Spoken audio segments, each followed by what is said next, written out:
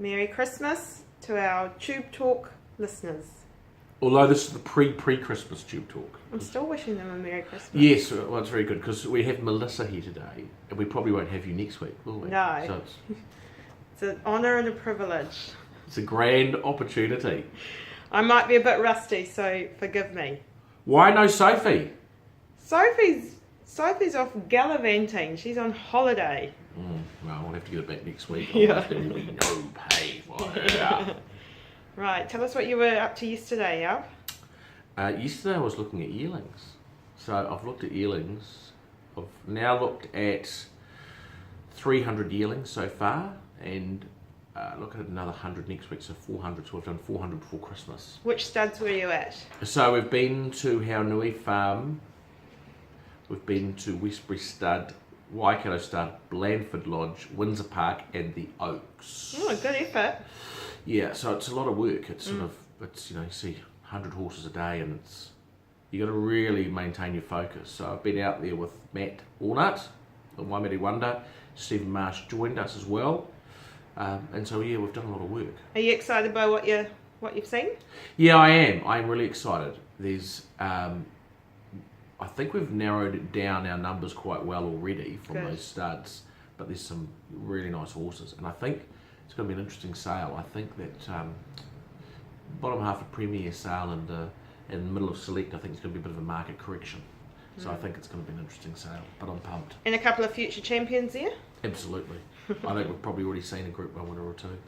And I think you had some wonderful hospitality. Great hospitality.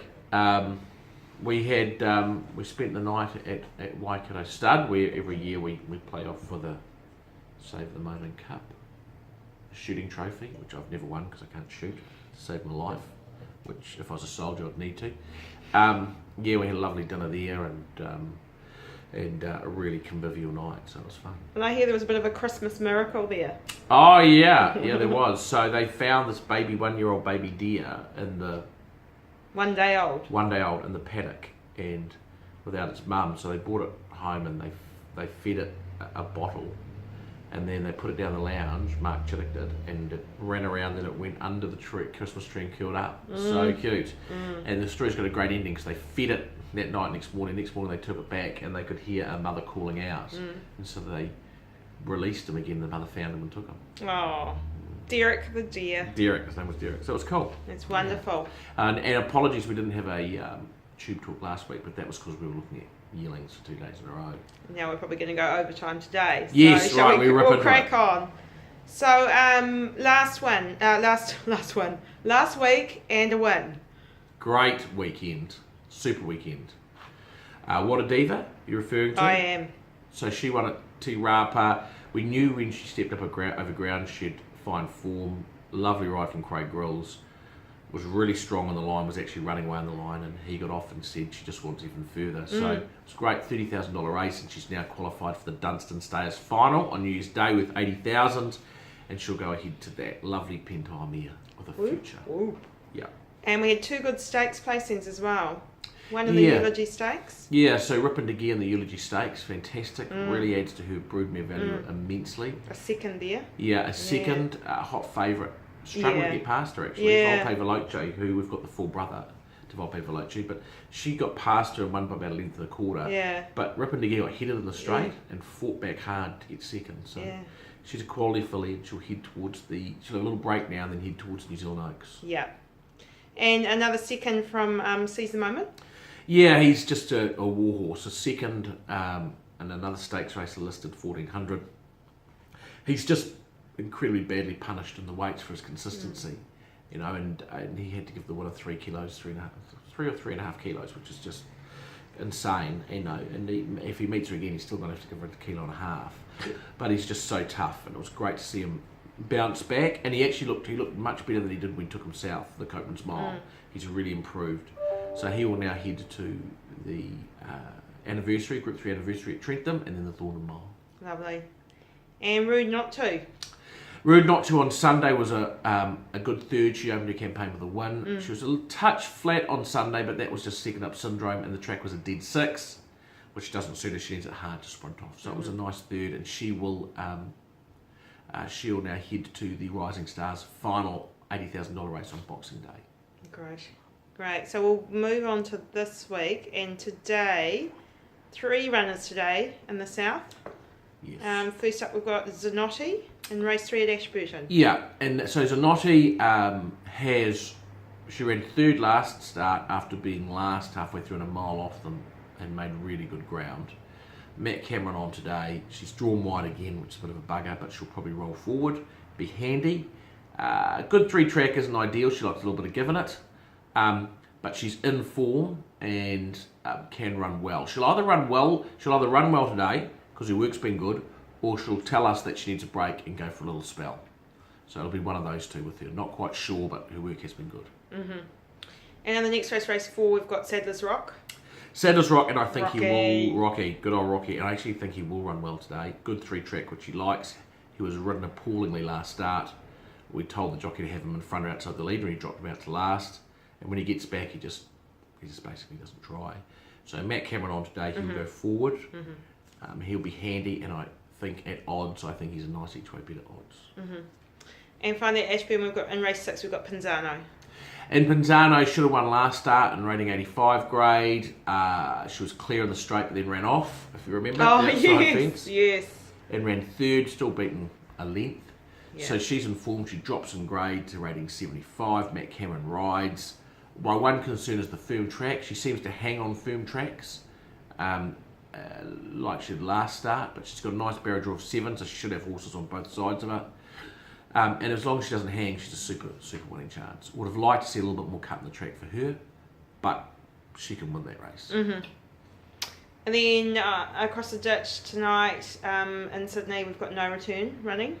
Yeah, and he was 4th last Friday night. He missed the start that night, and then he got a check before the turn, and then another little one at 115, and that just stopped. Those things culminated him in running 4th, not beaten very far.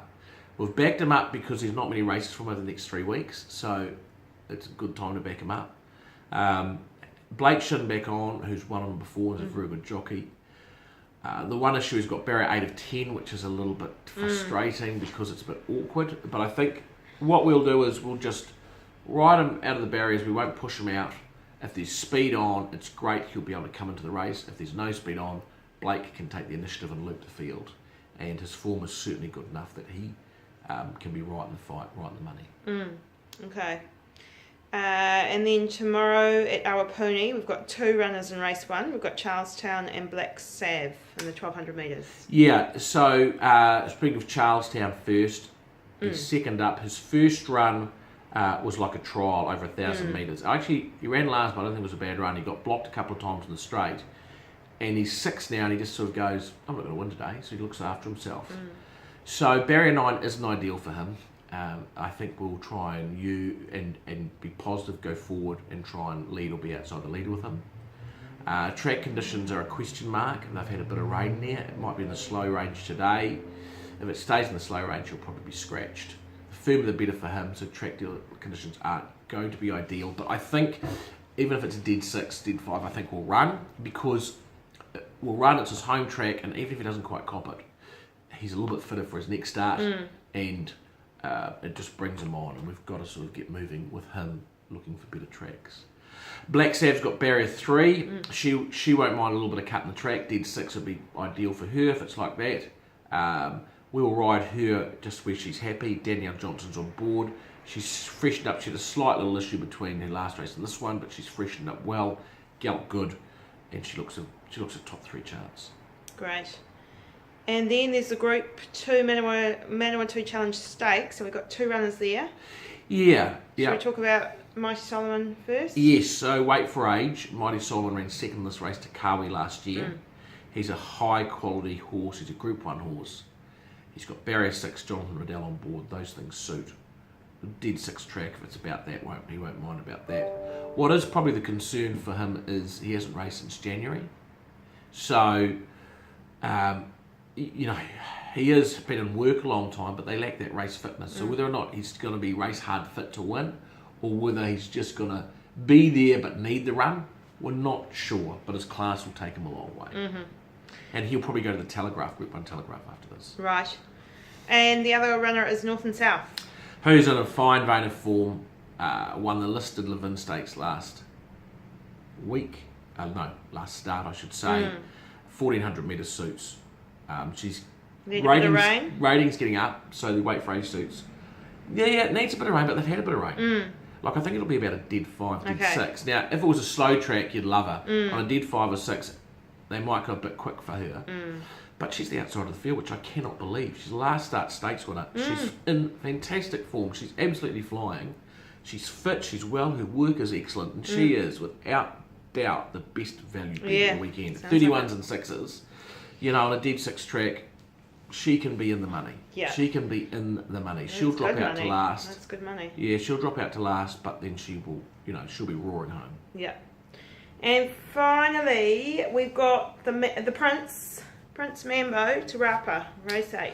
Yeah, so he trialled up enormous. His breathing is good. His first start back, he drew wide. We had to go back. He got blocked a couple of times, and it was just a run to forget.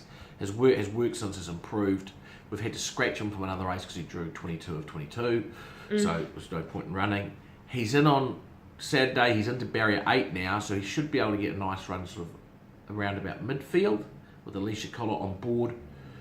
And if he runs up to the way he's working and his breathing is good, which it appears to be, he is a good chance. He's a nice chance. You definitely need to have a few each way dollars on him. He'll pay 30s, and if he's on his game, he can beat that field hands down. Right. So he's a really interesting runner for the weekend. Really looking forward to seeing him run. Good lineup. Yeah, it's an interesting lineup. lineup. It's a great lineup, and it's an interesting. Yeah, it's going to be a few interesting races. So, and I'll be at Awapuni tomorrow, so I'm looking forward to that. Wow, they'll be excited about you coming down. No, they won't. All right, well, thank you, Albert. Thanks, Liz. I'm off to the final school mass for the year. Okay, well, you enjoy that. I'll Yeah. come to prize giving later, and we'll have Sophie back next week. Okay, Bye. bye-bye.